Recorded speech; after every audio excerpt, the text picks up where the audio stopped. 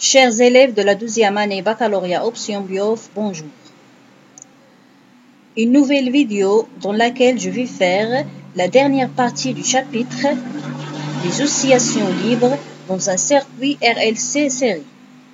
Et dans cette partie-là, on va parler des échanges d'énergie dans le circuit RLC.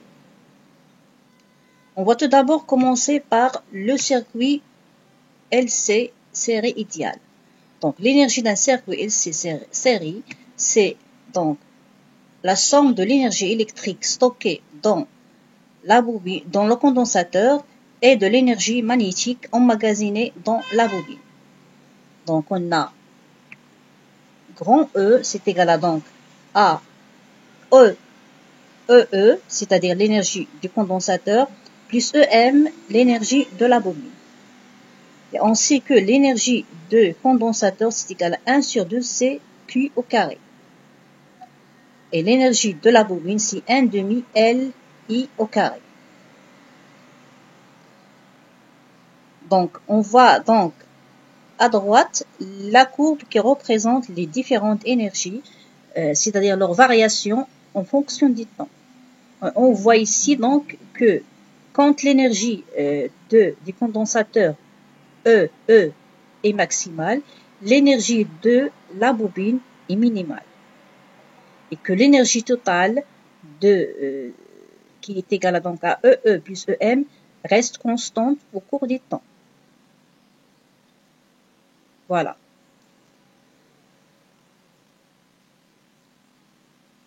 Donc, on a quand on a UC est égal à UM, c'est-à-dire la valeur de la tension aux bornes du condensateur atteint sa valeur maximale. Donc, on a donc le condensateur est complètement chargé.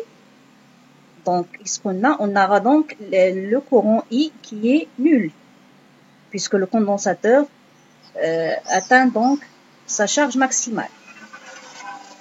On a déjà vu, quand on a parlé du polaire C, que quand la tension atteint sa valeur maximale, on a donc le courant est nul. Donc, on a I est égal à 0.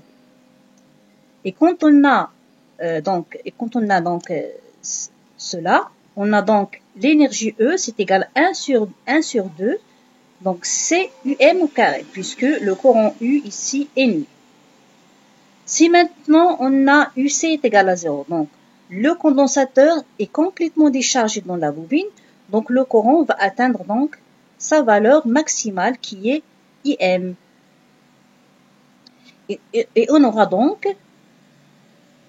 E est égal donc 1 demi LIM au carré. On a donc ces deux valeurs, c'est la même valeur. Donc on a donc 1 demi CIM au carré est égal à 1 demi LIM au carré. Voilà, donc c'est une constante. C'est l'énergie donc totale qui reste constante au cours du temps. Maintenant, on va voir l'énergie d'un circuit RLC série. Donc, dans ce circuit-là, la résistance R n'est pas négligeable. Et on a vu, donc, on a ici le régime qui est pseudo-périodique. On a donc l'amortissement des oscillations au cours du temps. Donc, dans ce cas-là, donc, voilà la forme des différentes énergies au cours du temps. On voit donc que l'énergie du condensateur s'amortit, c'est-à-dire il diminue au cours du temps. L'énergie aussi de la bobine aussi diminue et l'énergie totale aussi diminue. Donc, il y a amortissement, dissipation plutôt d'énergie, c'est-à-dire perte de l'énergie. Donc, cette quantité-là n'est plus constante, elle diminue au cours du temps. Donc, 3 équations différentielles d'un circuit RLC. Donc, voilà donc le circuit RLC. Donc, la résistance R n'est pas négligeable dans ce cas-là. Donc, on va appliquer la loi d'additivité de tension. Donc, on a donc UC plus UL plus UR est égal à 0. UL, donc, puisque la résistance n'est pas négligeable dans ce cas, la résistance interne. Donc, c'est L d de I sur d de T plus UC plus R fois I est égal à 0. Avec R, bien sûr, est égal à R plus R'.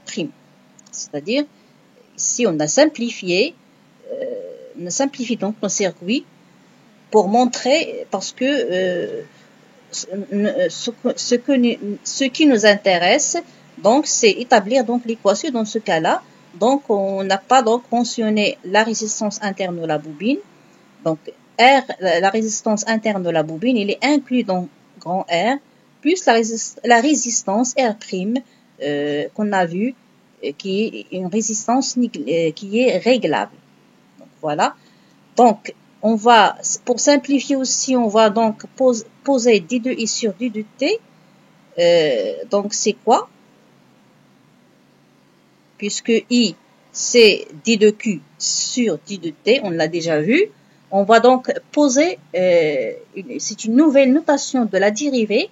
Donc, on va poser d de Q sur d de T, c'est Q point. Et la dérivée seconde de Q sur d de, par rapport à dt, c'est Q de point. Donc, on a ici L, la dérivée de dq sur d de T par rapport au temps. Donc, c'est L dérivée seconde de Q par rapport au temps. Donc, c'est L Q 2 points. Donc, 2 points indique qu'on a la dérivée, donc, la dérivée seconde. Plus UC, donc, c'est Q sur C, est égal à, donc, on va passer R de l'autre côté. Donc, on aura donc moins R, I, qui est d de Q sur d de T. Donc, c'est moins R, Q point. Donc, voilà, donc, c'est l'équation différentielle d'un circuit RLC.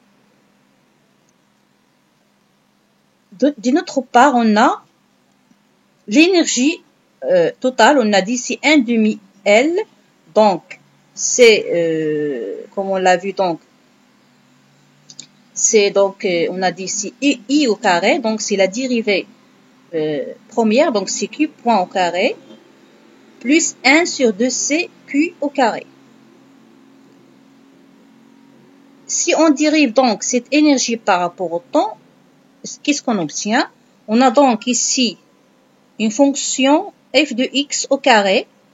Donc, sa dérivée, c'est 2 fois f de x fois f'. Si on est en mathématiques, c'est l'expression de la dérivée de f de x au carré. Donc, si 1 demi, ici 2, donc ça va passer, donc ça va donner 2. Donc 2 va partir avec 2. Ce qui va rester, donc, c'est L. F de x, on a f de t, c'est q point, voilà, fois f', c'est-à-dire la dérivée de q point, donc c'est q de point. Ici, la dérivée aussi, de la même façon, on a donc la dérivée d'une fonction f de x au carré, donc c'est 2 fois la dérivée, c'est-à-dire la dérivée de f de x au carré, c'est, on a dit c'est 2 f de x, f' de x. Donc, on a ces 2 Q, 2 fois Q, voilà Q, fois la dérivée de Q. Ici, on a Q point. On a ici Q point, on n'a pas Q de point, mais on a Q point. C'est une erreur de frappe. Donc, on a ici Q point sur C. Et donc, 2 va partir avec 2. Donc, on a donc cette quantité-là. Qu'est-ce qu'on va mettre en facteur? On va mettre Q point. Ici, on a Q point et pas Q de point. Donc, c'est Q point fois L Q de point plus Q sur C. Donc, on a mis Q point en facteur. Et cette quantité-là, si on revient à l'équation différentielle, ce n'est que moins R Q point. Voilà. Donc, on va remplacer tout ça par moins R Q point. Et on obtient donc d de I par rapport au temps, c'est moins R Q point au carré qui n'est autre que I au carré. Puisque I, c'est d de Q sur d de T. Qu'est-ce qu'on voit ici? Interne, donc, c'est ce qu'on appelle, donc, qu'on a vu, c'est la loi de Joule. Donc, il y a une perte d'énergie dans le cas d'un circuit RLC, la perte d'énergie se fait par effet Joule. C'est ce qu'on va conclure après. Donc, CR est égal à 0. On a donc d de E sur d de T est égal à 0. Ce qui implique donc que E est une constante. C'est le circuit donc LC. Dans le cas du circuit LC, puisque R est négligeable. Si R est différent de 0, on aura donc d de E sur d de T. C'est une quantité qui est négative. Donc, ce qui veut dire que l'énergie, elle diminue. Donc, l'énergie diminue. Donc, c'est comme je l'ai dit tout à l'heure, donc dans un circuit RLC, l'amortissement des oscillations est dû à quoi? À une perte d'énergie par effet Joule. Donc, le terme I au carré, à chaque fois qu'on a le terme de I au carré, on a ce qu'on appelle la loi de Joule. Et dans ce cas-là, on a une perte d'énergie par cet effet qui est l'effet Joule. Donc, cette perte d'énergie se fait donc dans la résistance R. C'est pourquoi on a la forme de la courbe qu'on a vue tout à l'heure, qui nous a montré que l'énergie diminue au cours du temps. Voilà pour l'énergie dans un circuit LC. Mais qu'est-ce qu'il faut faire pour qu'il n'y ait pas perte d'énergie de cette façon-là, par effet Joule? C'est ce qu'on va voir ici. On va voir ce qu'on appelle l'entretien des oscillations. Il faut faire un entretien des oscillations pour qu'il y ait donc pour qu'il n'y ait pas donc une perte d'énergie par effet Joule dans le cas du circuit RLC.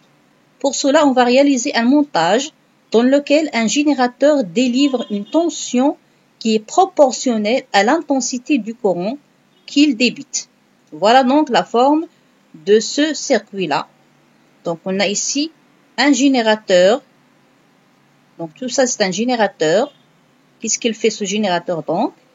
Il va donner une tension qui est proportionnelle à l'intensité du courant qu'elle débite. Donc, on a donc la tension UG ici. C'est égal à R0 fois I. Voilà, donc UG est égal à R0 fois I. Donc, le générateur G, on l'introduit donc dans le circuit RLC, comme on voit ici. Donc, on l'introduit de cette façon-là. Voilà, on l'introduit ici. Donc, une borne dans la résistance R', et l'autre borne ici dans la résistance, plutôt dans le condensateur, mais on a ici ce point-là, il est lié donc à la masse. Donc, on relie ce point-là à la masse. Donc, d'après la loi d'additivité de tension, qu'est-ce qu'on a? Cette tension UG-là, qu'on a ici, c'est égal à quoi? C'est égal à donc à UR' plus UL, c'est la tension UR', plus la tension UL, plus la tension UC, puisqu'on a ici la masse. Donc, cette tension-là, donc, c'est UR' plus UL plus UC. On va remplacer donc chaque quantité. Donc, UG, R0 fois I. UR', c'est R'I. UL, c'est RI plus L dit de I par rapport au temps, plus la tension UC.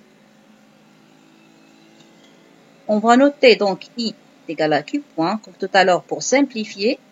Donc, voilà, donc d de I sur d de T, c'est Q de point. On va remplacer dans l'équation différentielle. On trouve donc R0 fois I est égal à R' plus R fois I plus L Q de point plus UC. Si on pose R est égal à R plus R', et UC est égal à Q sur C, on aura donc R0 fois I est égal à R fois I, plus L Q de point, plus Q sur C. Si R0 est égal à R, l'équation va devenir alors 0 est égal à L Q de point, plus Q sur C. Soit en obtenant donc l'équation différentielle avant c'est-à-dire on va diviser par L, on va obtenir Q de point plus Q sur LC plus sur, donc on va obtenir donc, si on a 0 est égal à L, Q de point plus Q sur C, cela implique que Q de point plus Q sur LC est égal à 0.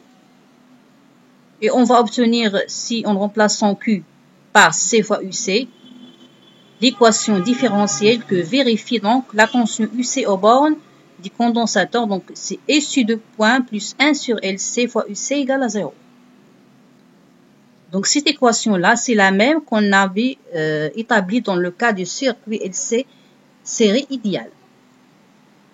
Donc, c'est l'équation différentielle d'un circuit LC non amorti, il n'y a pas d'amortissement donc dans ce cas-là, et de période de T0 est égal à 2pi racine de LC. Donc voilà le générateur donc ajouté au circuit RLC nous a donc permis donc d'obtenir donc des oscillations qui sont libres et qui sont non amorties, comme dans le cas du circuit LC. Donc dans ce cas-là, on n'aura donc pas la perte d'énergie par effet Joule, mais on aura donc l'énergie qui va rester constante. Donc les oscillations d'un circuit RLC série peuvent donc être entretenues par le générateur donc G qui compense voilà les pertes d'énergie par effet Joule. Donc le générateur G se comporte comme une résistance négative moins R0. Donc ce montage, il constitue donc un générateur d'oscillation électrique dont la période T0 ne dépend que de L et de C. Donc voilà pour cette partie, plutôt pour cette dernière partie du chapitre RLC série. Donc j'ai fini donc le chapitre et on va donc entamer un nouveau chapitre toujours dans la partie électricité, mais c'est les deux chapitres qui vont venir. Ils sont donc consacrés aux branches donc sciences maths et sciences physiques. Et donc il s'agit donc de la modulation et la modulation d'amplitude et donc les ondes électromagnétiques. Et à très bientôt.